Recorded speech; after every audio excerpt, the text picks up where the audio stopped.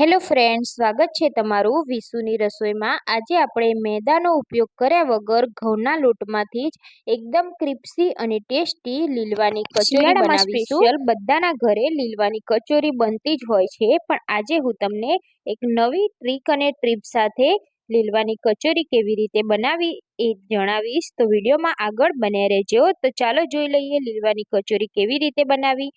તો સૌ પ્રથમ આપણે લોટ બાંધીશું। તો એના માટે મેં અહીંયા 1.5 કપ જેટલો ઘઉંનો જે રોટલીનો લોટ આવે છે તે લીધો છે। આ કચોરી મેંદામાંથી પણ બને છે, પણ આજે આપણે ઘઉંના લોટમાંથી બનાવીશું। તો અહીંયા આપણે અડધી ચમચી જેટલું મીઠું એડ કરી દઈશું અને 1 ચમચી જેટલો અજમાને આ રીતે હાથેથી ક્રશ કરી અને એડ કરી દઈશું। હવે આપણે મોયણ એડ કરવાનું છે, તો 3 ચમચી જેટલું આપણે તેલનું મોયણ એડ કરીશું અને બધું સરસ રીતે આપણે મિક્સ કરી દેવાનું છે। તો કચોરીનો બહારનો લેયર એકદમ ક્રિસ્પી અને ખસ્તા બને એના માટે આપણે મોયણ એકદમ પરફેક્ટ એડ કરીશું, તો જ તે લેયર પરફેક્ટ બનશે। હવે આપણે થોડું થોડું પાણી એડ કરી અને લોટ બાંધવાનો છે। જે રીતે નોર્મલ પરાઠાનો લોટ બાંધીએ છીએ તે રીતે જ આપણે લોટ બાંધી દેવાનો છે। અહીંયા મેં પૂરીનો લોટ હોય તેવો જ લોટ બાંધી દીધો છે। હવે લોટને આપણે સરસ રીતે મસળી દઈશું। લોટને આપણે વધારે કઠણ પણ નહીં અને ઢીલો પણ નહીં, તે રીતે લોટ બાંધવાનો છે। હવે આપણે થોડું તેલ ઉપર એડ કરી અને લોટને સરસ રીતે મિક્સ કરી અને ગ્રીસ કરી લઈશું। તો આ રીતે તેલ એડ કરવાથી લોટ આપણો એકદમ સોફ્ટ થઈ જશે। હવે આપણે તેને ઢાંકી અને 15 મિનિટ જેવું રેસ્ટ આપવાનું છે, જેથી આપણો લોટ એકદમ સરસ રીતે મુલાયમ થઈ જશે। તો આપણે સાઈડમાં મૂકી દઈશું, ત્યાં સુધી આપણે બીજી તૈયારી કરી લઈશું। તો લીલવાની કચોરી બનાવવા માટે મેં અહીંયા 2 કપ જેટલા તુવેરના દાણા લીધા છે। તો ફ્રેશ તુવેરના દાણા લેવાના છે, તેને આપણે એક તપેલીમાં એડ કરી થોડું પાણી એડ કરી અંદર થોડું મીઠું એડ કરી દેવાના છે। હવે તેને બાફવા મૂકવાના છે। તો આ તુવેરના દાણાને આપણે વધારે બાફવાના નથી, 50% જેટલું તેને આપણે બાફી લેવાના છે। આ રીતે બાફી અને આપણે તુવેરની કચોરી બનાવીશું તો એનો ટેસ્ટ ખૂબ જ સરસ આવે છે। તો મેં અહીંયા તુવેરના દાણાને બાફી લીધા છે, તમે જોઈ શકો છો વધારે નથી બાફ્યા, જસ્ટ 50% જ આપણે બાફવાના છે। હવે આપણે મિક્સર જારમાં એડ કરી દઈશું અને તેને અચકચરું પીસી લેવાનું છે। તો ચાલુ બંધ કરતા જઈશું મિક્સર અને તેને પીસી લઈશું આ રીતે। હવે આપણે તેનો મસાલો તૈયાર કરીશું। તો એના માટે મેં અહીંયા 3 ચમચી જેટલું તેલ લીધું છે, તેલને આપણે ગરમ કરવા રાખી દઈશું। 1 ચમચી જીરું એડ કરી દેવાનું છે અને જીરુંને તેલમાં આપણે કકડવા દેવાનું છે। હવે આપણે 1 પિંચ જેટલી હિંગ એડ કરી દઈશું। 1 ચમચી જેટલા આપણે વ્હાઈટ તલ એડ કરીશું અને 1 ચમચી જેટલી આપણે લીલી વરિયાળી એડ કરી દેવાની છે। તો તલ અને વરિયાળીથી કચોરીમાં ખૂબ જ સરસ ટેસ્ટ આવશે। હવે આપણે 2 ચમચી ભરી અને મરચાં અને આદુની પેસ્ટ એડ કરવાની છે, અહીંયા મેં લસણ વાપર્યું નથી। તો હવે મરચાં અને આદુને આપણે સરસ રીતે તેલમાં સોતે કરી લેવાના છે। હવે જે આપણે તુવેરોને પીસીને રાખી છે તે એડ કરી દેવાની છે।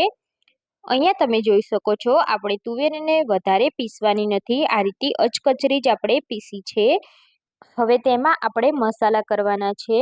તો અડધી ચમચી આપણે હળદર એડ કરીશું, અડધી ચમચી લાલ મરચું પાવડર એડ કરીશું, અડધી ચમચીથી પણ ઓછું આપણે મીઠું એડ કરી દેવાનું છે। મીઠું આપણે ઓલરેડી એડ કરેલું જ છે, એટલે અહીંયા ટેસ્ટ અકોર્ડિંગ એડ કરવાનું। હવે આપણે મોટી 1 ચમચી ભરી અને ખાંડ એડ કરીશું, દળેલી ખાંડ એડ કરવાની છે। હવે આપણે બધું સરસ રીતે મિક્સ કરી દેવાનું છે।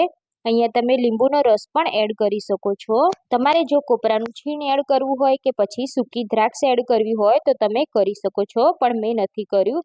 તો સરસ રીતે આપણે મિક્સ કરી લેવાનું છે। તો આ રીતે મિક્સ થઈ ગઈ છે। હવે આપણે લીલા ધાણા એડ કરી દઈશું। આ મિશ્રણને આપણે વધારે કૂક નથી કરવાનું, આપણે ઓલરેડી તુવેરોને બાફીને એડ કરી છે, એટલે આપણે મિશ્રણ વધારે એડ નથી કરવાનું। જો તમે કાચી તુવેરો લેતા હોય તો તમારે આ મિશ્રણને થોડીક વાર થવા દેવાનું છે, જેથી તુવેરો આપણી સરસ રીતે કૂક થઈ જાય। તો અહીંયા આપણે ગેસની ફ્લેમને બંધ કરી આ મિશ્રણને થોડું ઠંડુ થવા નીચે રાખી દઈશું। અહીંયા આપણા લોટને પણ 10 થી 15 મિનિટ જેવો રેસ્ટ મળી ગયો છે। તો લોટને આપણે એકવાર સરસ હાથેથી મસળી અને મિક્સ કરી લઈશું। એમાંથી આપણે 1 પૂરી જેટલું ગુલ્લું લઈ લેવાનું છે, તેને આપણે પૂરીના શેપમાં વણી લેવાનું છે। તો એકદમ પતલી પણ નહીં અને એકદમ જાડી પણ નહીં, તે રીતે આપણે પૂરી વણી લેવાની છે। તો તમે જોઈ શકો છો આ રીતે મેં એક પૂરીને વણી લીધી છે. હવે તેમાં આપણે 2 ચમચી જેટલું જે આપણે કચોરીનું મિશ્રણ બનાવ્યું છે તે એડ કરી દેવાનું છે. તો 2 ચમચી જેટલું આપણે મિશ્રણ એડ કરી દીધું છે. હવે આપણે કચોરીને ફોલ્ડ કરવાની છે. તો મિશ્રણ આ રીતે આપણે થોડું દબાવી લઈશું. પછી આ રીતે ચારે બાજુ ચપટીઓ લેવાની છે અને આપણે કચોરીને ફોલ્ડ કરી દેવાની છે.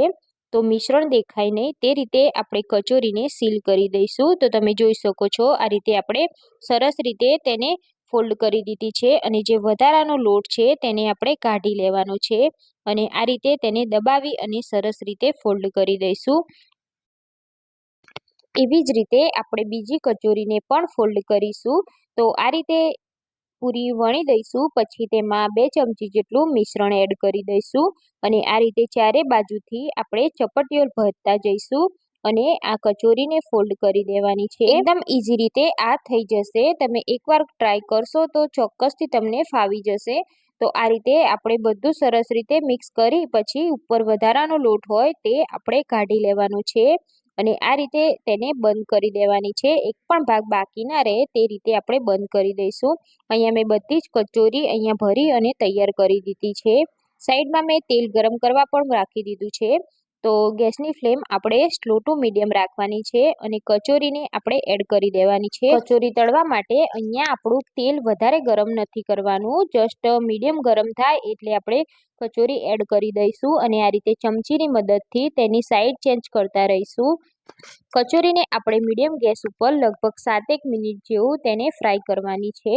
તો આ રીતે આપણે ચમચીની મદદથી તેની સાઈડ ચેન્જ કરીશું અને તેને તળી લઈશું. કચોરીનો કલર આ રીતે ગોલ્ડન બ્રાઉન થાય ત્યાં સુધી આપણે તેને તળી લઈશું. તો અહીંયા આપણી બધી જ કચોરી સરસ રીતે તળાઈ ગઈ છે. તો હવે આપણે તેને બહાર કાઢી લઈશું અને એવી જ રીતે ગરમ તેલમાં બીજી બાકીની બધી જ કચોરીને આપણે તળી અને તૈયાર કરી લઈશું.